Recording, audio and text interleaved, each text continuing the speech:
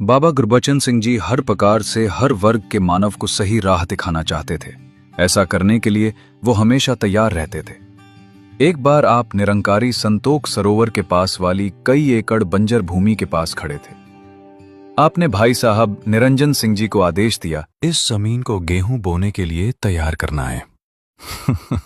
इसके लिए कल सुबह से निरंकारी कॉलोनी व आसपास के सेवादारों को साथ लेकर इसके कंकड़ पत्थर निकलवा दो और फिर जो पड़ोस में ही खाद का कारखाना है उसके बेकार पानी का वेग मालिकों की आज्ञा लेकर इस जमीन की तरफ मोड़ दो। जब जमीन तैयार हो जाए तो मेरे पास आकर बीज ले लेना। भाई साहब निरंजन सिंह जी बड़े हैरान थे कि जिस जमीन को पूसा इंस्टीट्यूट वालों ने बंजर घोषित कर दिया है उसमें बीज बोने का हुक्म आया है। लेकिन साथ ही साथ विश्वास भी था कि यह समर्थ सद्गुरु जो चाहे करके दिखा सकता है। जब कुछ दिनों में उस जमीन को संवारा गया तो हुजूर ने फरमाया, मुझे एक महापुरुष कुछ बढ़िया किस्म का बीज दे गए हैं। मैं चाहता हूं कि इस बीज से और भी बीज तैयार करके किसान भाइयों में बांटे जाएं। हमारे देश के किसान मेहनत तो बहुत करते हैं, लेकिन अच्छा बीज या खाद आदि से अनजान होने के कारण कुछ हाथ नहीं लगता।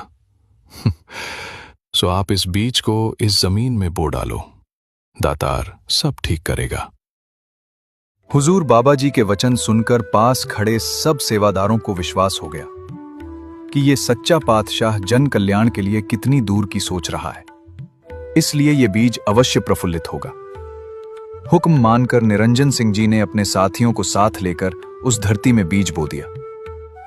बाबा जी ने उन्हें स्वयं ही ड्रिबलर के द्वारा बीज बोने का ढंग सिखाया ताकि कोई बीज का दाना नष्ट ना हो जाए। दातार की कृपा से ऐसी भरपूर फसल तैयार हुई कि बड़ी बड़ी समझ वाले भी दंग रह गए।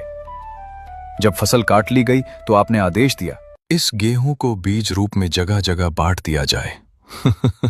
इसे थैलियों में भर दो और समागम के अवसर पर देश के दूर दूर हिस्सों से दिल्ली आने वाले किसान महात्माओं को ये बीज बांट दिया जाए।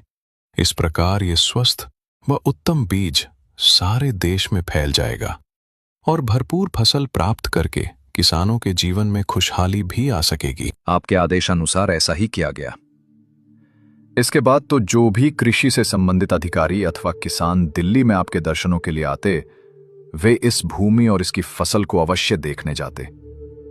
जब सेवा, श्रद्धा और सद्गुरु के मार्गदर्शन का संगम होता है तो बंजर जमीन भी सोना उगलने लगती है और समाज में खुशहाली फैलती है।